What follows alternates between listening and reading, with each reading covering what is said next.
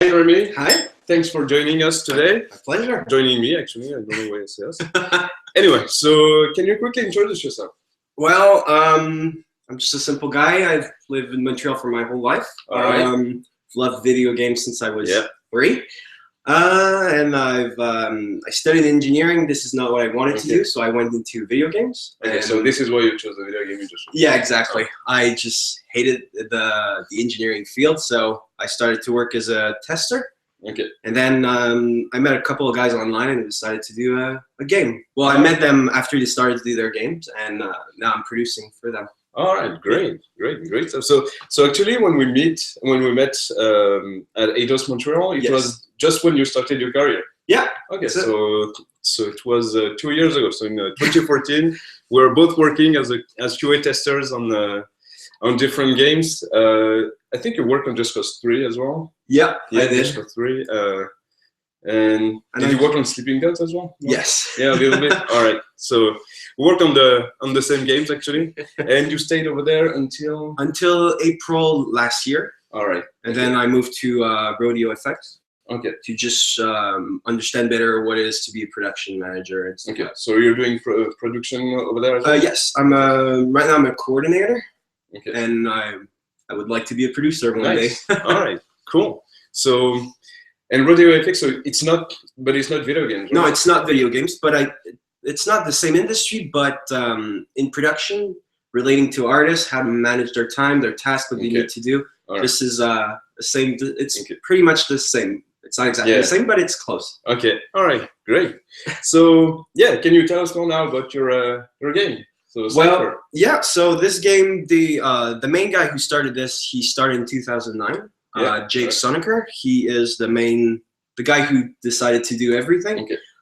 It's because he loved the game Silencer. I think it was an online game in the 90s. He loved this game so much, and he wanted to just do it again. Okay. So with him and Joshua, which is the lead engineer, they decided to do this, and then he brought a couple of guys, and then last year in January, I was brought along. All right, great. To help them manage their production, because it's a little bit different when you're programmers and you don't have any experience in management. So that's why I wanted to help them. Okay, all right. So how did you hear about the project? Well, I don't know if you know this place, but it's on Reddit called Game Dev Classifieds. Okay, no, I didn't know about that. So this place is people who put their ads for anything. So let's say you're looking for a sound engineer, they'll put their net. You put an ad, and then people can reply to you, and that's where I met these guys. Oh, nice. Okay, but they're not in Canada, right? No. And is everyone else in the US? Yes. Well? Okay. All right. All right.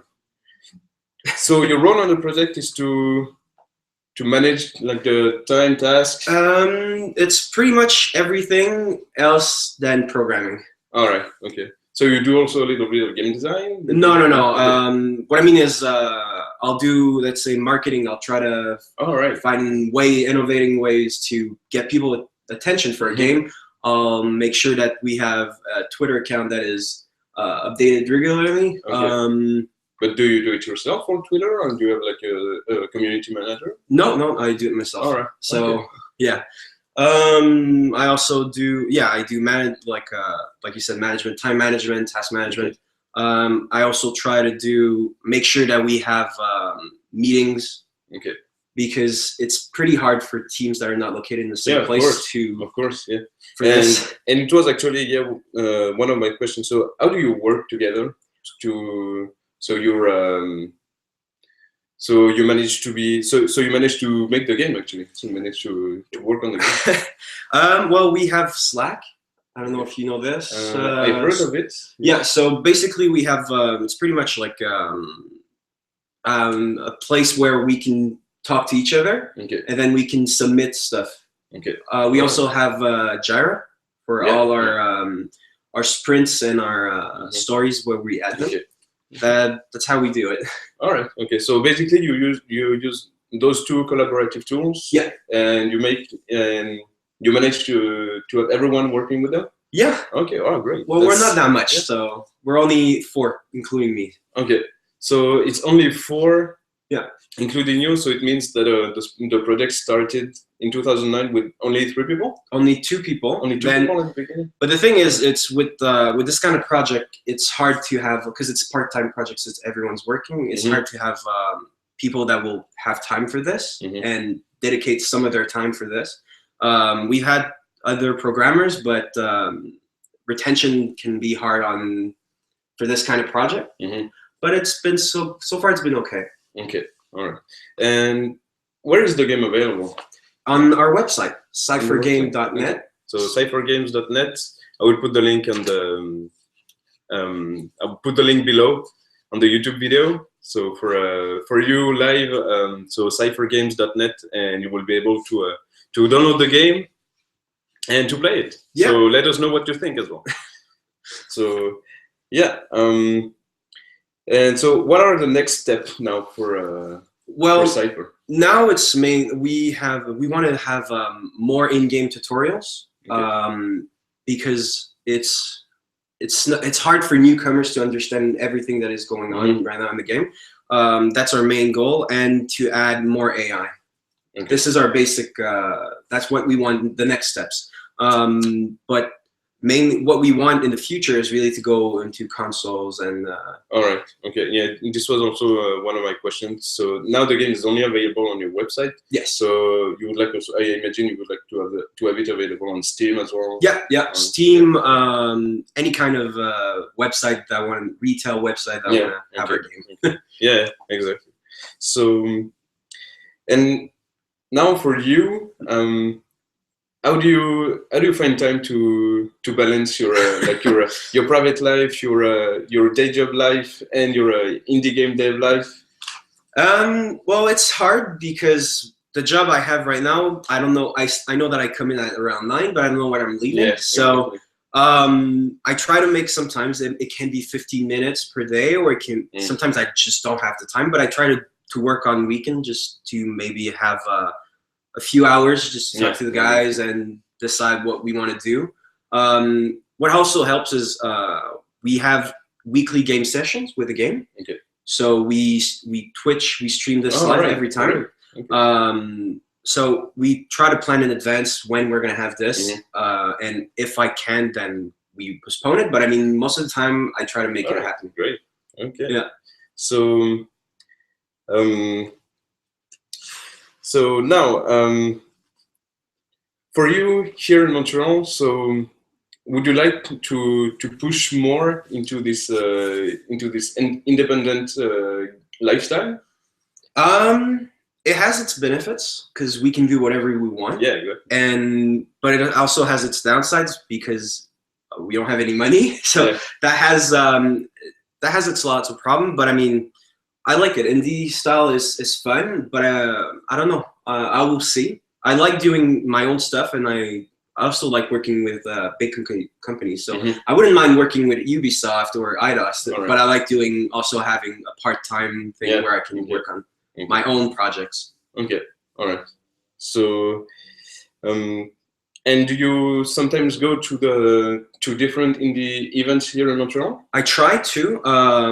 I try to go to the IGDA whenever they have events. I also try to go to MR, Montreal Gaming Royal Society. Yeah, all right. Yeah. It's been a long time since I've gone there, but I try to do this, and I also try to keep contacts with people in the industry in Montreal.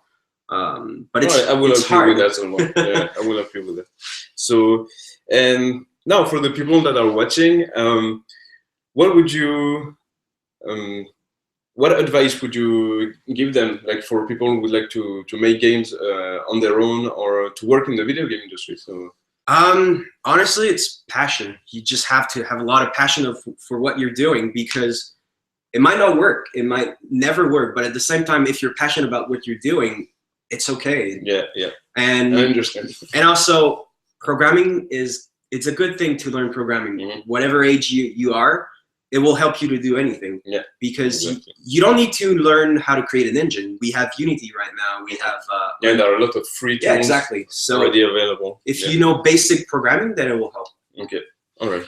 So programming. So it's the key element for it's true that it's the key element for any games out there. If they are not programmed correctly, it won't work. So you better have like a good tool behind you. And yeah, and as you said, there are like a lot of free tools, Unity, the Unreal Engine, and also 2D tools like GameMaker, Construct, and stuff. So yeah, so all right, and then I didn't ask you like beforehand, so maybe you won't know, but what would be your favorite book? If you have like a favorite book for video game development. My favorite book for video game development, I think it would be, I have it at home. It's called Video Game, How to Be a Game Designer. Okay. I can't remember the correct title, but it's really how to make your quests and how to game design correctly. All right.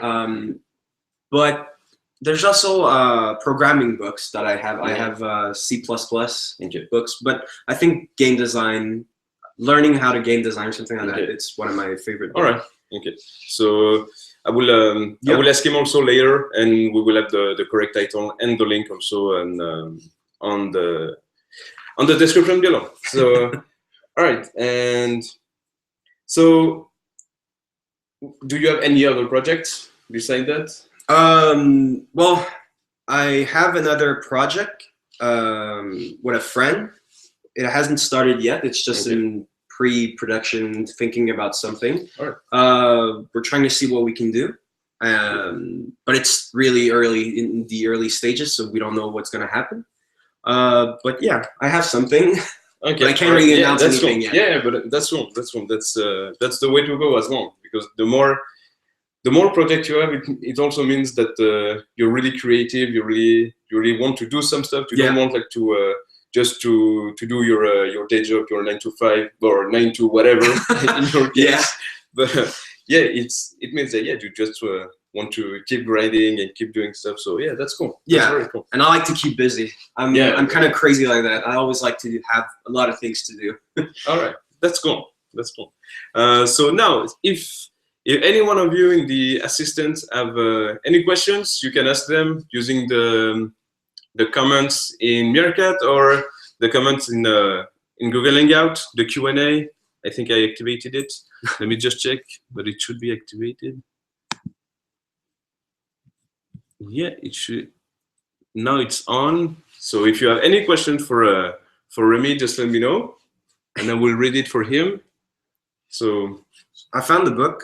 Okay, it's called. Oh, it's The Art of Game Design. All right, so it's The Art of Game Design by Jesse Shell. It's a really good book. I read it actually. Yeah. It's a really cool one. Available in English and French. So I read the French version. Oh, this is why I say that. Yeah. I didn't know it was available in French. Yeah. Oh, that's cool. I sold it recently. But yeah, it was very interesting. Yeah, a lot of cool examples because Jesse Shell. So he worked in video games, but he also worked in I don't know how to say it in English, but Disney stuff and animated movies or no, like the places where you have all the recreation parks. Yeah, exactly. So he worked on some like apps for them on it. Wow. So like VR stuff as well. So yeah, it's a very polyvalent guy. So yeah, very cool. So I don't think we have any questions. So because it's okay. Are you already like asked everything I wanted? Yeah, everything I wanted to ask. So yeah.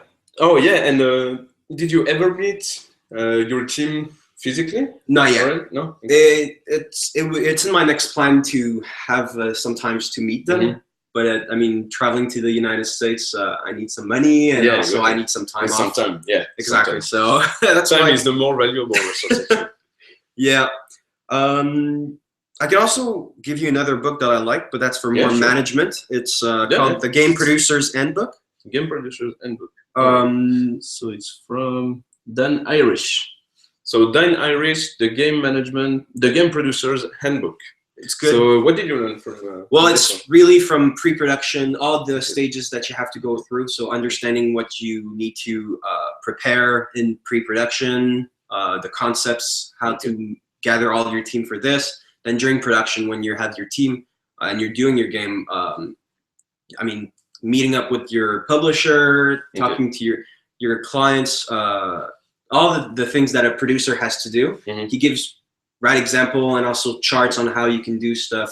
So it's a good book to give you a general idea of what you have to do. It will never beat like experience. Yeah, exactly, of course. But I mean, it's a good general idea to let you understand what the producer needs to do.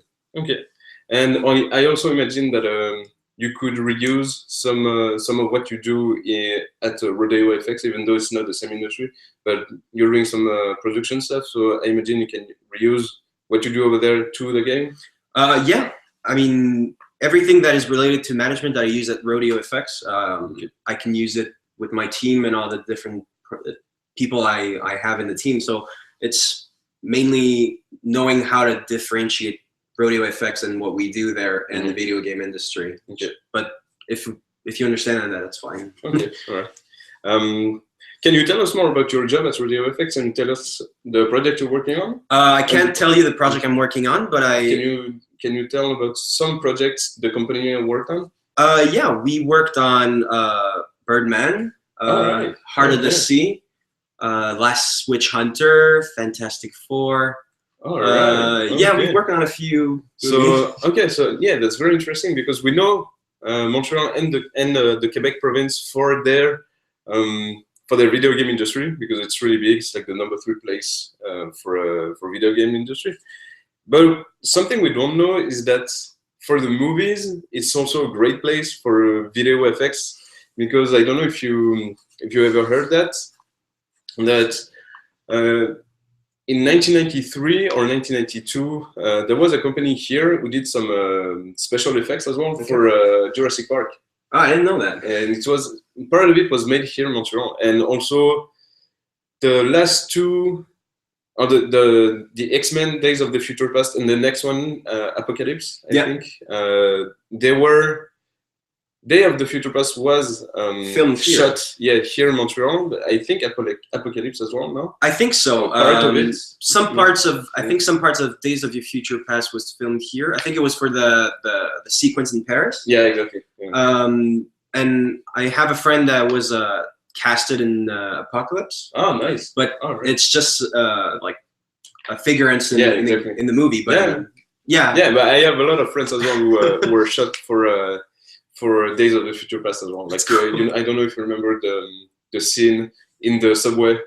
Like it's supposed to be subway in Paris, and you have a lot of people going in there, and so. Some of my friends are there. I've never managed to see them in a movie because like a lot of people, it goes fast. So yeah, it's really hard to see. But yeah, some of the movies are shot here, and also Life of Pi. Part of Life of Pi was shot here in the old port. Oh, and you can easily spot that it was Montreal. So. I haven't seen the movie Life of Pi. So. All right, okay, so just see it. It's a great movie. I really recommend it as well. And yeah, also one other question. So. For you, who were born here in Montreal, what would made Montreal such a great city for video games? What made, in your opinion? I think it's we have to congratulate Ubisoft for what they did in the I think it's in '95 or something. 97. 97, yeah, because everyone wants to come to Montreal because of Ubisoft. Then a lot of companies came in, like Warner Brothers and Eidos and EA and BioWare. They've all, and now I think 2 new companies. Gearbox. We have Gearbox in Quebec actually, but here in Montreal we have Bethesda. Yeah, Bethesda just announced that they wanted to have a studio here. So I think the fact that so many that Ubisoft started to do this and all the tax incentives that we have here helped a lot. Yeah. But also now, because we have this, some people are a bit against all these big companies in video games because they're really structured and you can't really have any liberty. So that's why we also have a lot of indie devs in Montreal. But this, so sorry, it's okay. This is a good thing. So that like you say, those big companies, that it's part of a good thing and a bad thing, because the good thing is that it helped the indie scene to blow, to really to blossom. Yeah, we have a lot of indie game companies here in Montreal, and it's because they were maybe they were they didn't have any more freedom in the big companies, so they started to exactly to launch their own company. So yeah. Well, even what's his name? He used to work at Ubisoft, and now he created Panache. Patrice Desilets. Patrice Desilets. I mean, he wanted to have his freedom, and he decided to create his own studio. So, exactly. Congrats! Because it's also easier in Canada to launch his own company rather than like anywhere in the world, maybe except the US. But also we have a lot of people from all around the world here in Montreal, because it's also easier to immigrate here in Canada. Because if you try in the US, it takes really, really long time. So yeah, and so now I don't know if no, we don't have any other questions. That's okay. But I will ask more. So what is your favorite game? What is my favorite game? Yeah.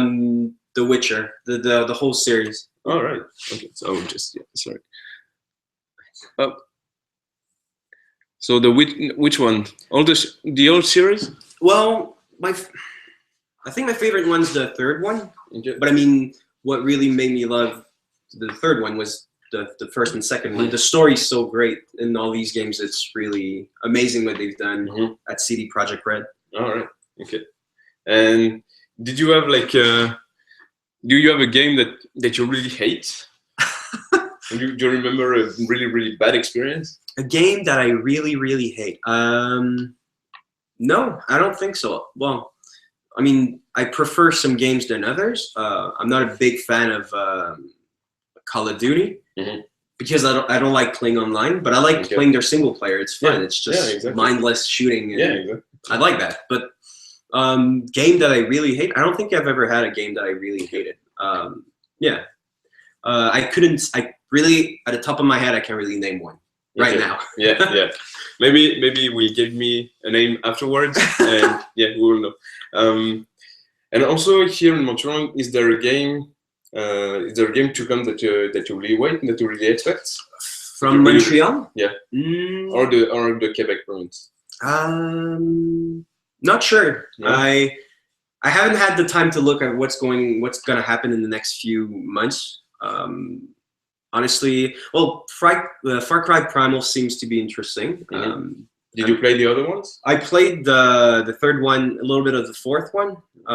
It's fun. Yeah, exactly. Yeah, but it's like open world. Exactly. Other games from Montreal. I'm really looking forward to see what the new studio that I opened with what's her name, Jade. Oh yeah, Jade Raymond. Jade Raymond. I'm really looking forward to see what's gonna happen with this studio. It will be a Star Wars game, so yeah. So yeah, I'm really expecting it as well. Yeah. So I don't know. I hope it will be great, but I mean, Jade seems to know what she's doing, and yeah, of course. The art director, she worked on Uncharted, I think. Yeah, she's what's her name already?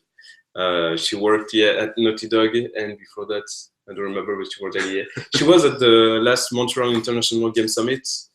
And they were both on stage with Jason De La Roca. It was really, really interesting.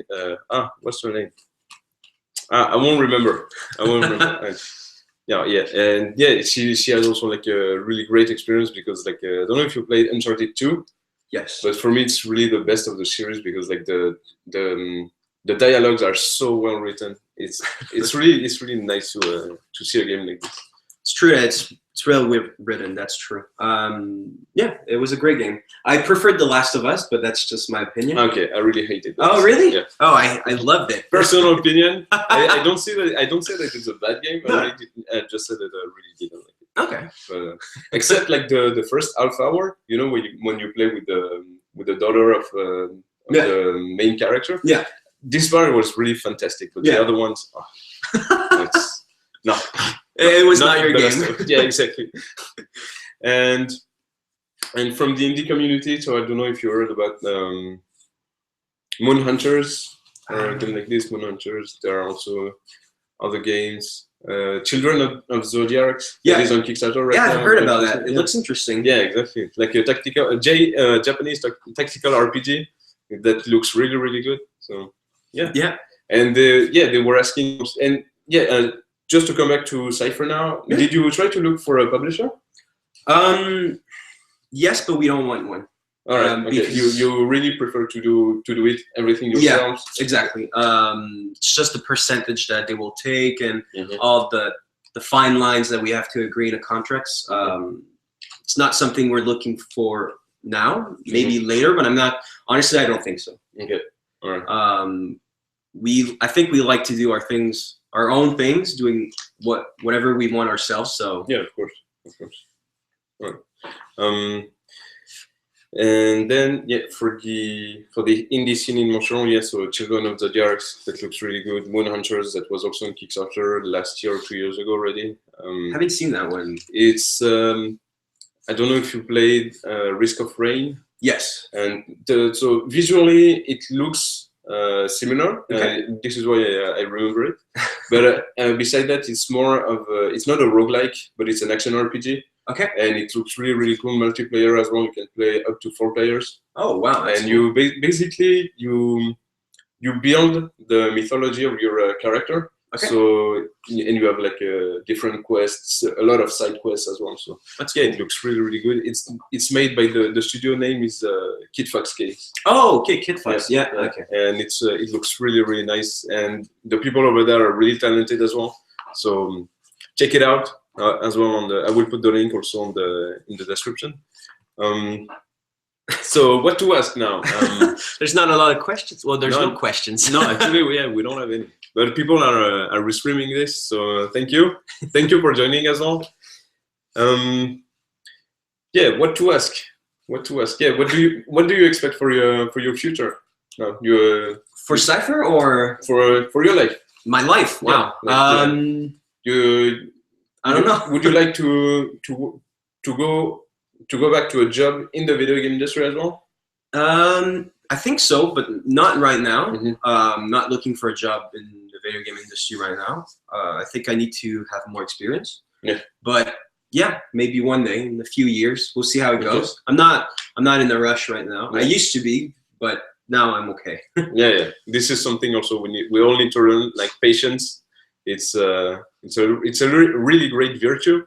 Oh yeah, I don't have it though. A little bit. Otherwise, it would be like going from one jump to another. Yeah, that's something I did recently, so I don't really recommend it right now. So. Well, it depends. I mean, if it's a good move, then it's not a bad thing. Yeah, but you also need to learn to understand that you don't need to have everything right now. That's true. It can wait.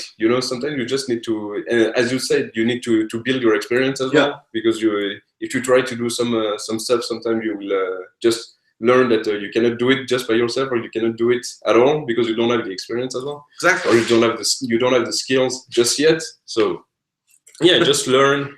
If you have a day job, keep it. Do a game on the side, for example, and. Yeah, and there's so many game jams right now. I mean, yeah, exactly. Yeah, it's the global game jam right now as well. So we have a lot of I think we have 3 places here in Montreal to do it. 2 or 3. I'm not sure. I know that there's one at ETS. Yeah. There is art. Oh, okay. And I think there's a 3rd one as well. So I know that Concordia, they have their own game jam sometimes, but I'm not sure what it is exactly. So I can't really say anything about it. But yeah, it's good experience for anyone. Is it something that you do sometimes? No. The problem is I don't have a lot of experience in programming, and I'm not an artist. So I feel like it would be almost useless for a game jam. Oh, I don't think so. Usually, like they look for any kind of people, and it's also a great place and a great way to be creative. So that everyone can share their own ideas. So just as a reminder for those of you who won't know what a game jam is, game jam is a video game contest where you have several teams that are made on the spot, and that needs to make the game under 48 hours. Yeah. So it's like 48 hours max. Based on a team. Yeah. On a theme, like yeah, exactly. It might be. Yeah, I don't know what the theme is this year. Last year I think it was feelings or something like this, and this year or just the heart. So okay. yeah, I think it was that last year, and this year I don't know. So tomorrow the games will be like finished for the game jam, but then some of the teams keeps working together until the game is like publishable. So sometimes we find the game on Steam or any other website. So I will also share about that. I will speak with I have one of my friends with over there right now, the ETS. So yeah, and yeah, if you want also to do some video games, like in your life, if you want to try to make some video games, game jams are really a great way to do it. Yeah. And yeah, so if you have one like close to you, just go for it, and yeah, and you'll see what happens. So. All right, so if we don't have any question, I think we are quite sad. We will. Oh, come on! You made Rémi sad. Come on, you cannot do it. You cannot do that to him. All right. Well, it's okay. I mean, it's Saturday. Yeah, exactly. We have all the weekend already. So. All right, so yeah, I think we will just end it here. So thanks so much for joining. My pleasure. And yeah, we will talk again more about Cypher maybe. So sure. Yeah, anytime if you want to do a live as well. Maybe I'm planning to do that sometimes in the future. So, but I couldn't test your game because I'm on Mac. Oh yeah. And sorry. Yeah, I saw also that you were planning to have a Mac version. Do you know if it's soon or not right now? Not right now, because working online is every time you change something, it creates a whole set of other problems. Yeah, exactly. So we need to fix our problem right now on PC. Okay, so you're waiting to have like a perfect PC version before like going to. I wouldn't say perfect, but I'd say close to it. Yeah, exactly. But it's an open beta, so everyone can. We try to update it regularly. I think every month we have an update. Okay. Or well, we push for updates weekly, but the thing is for massive update maybe every month. But yeah, we try to update it regularly with the time we have. All right. Okay. So like, if you have any other, if you have one last comment to share with the, I think we have a question. All right. Yeah. So hi. So Andres Tames, thanks for joining. So maybe you answered this earlier, but what are your main influences for designing new games? So. If you were to design a new game, what would be your main influence? Well, I think the main influence is really looking for something that nobody has done or try something new. For example, I talked with a friend recently. For making games, and he was like, "We could do something related to board games. That could be interesting." Yeah. And I mean, there's always new. You can look at whatever. I mean, I could look in your room and see, oh, there's a ninja. Then maybe I could do something with a ninja. Just you can try maybe put a few hours in it, and if it's something that looks good, then this is a good design idea.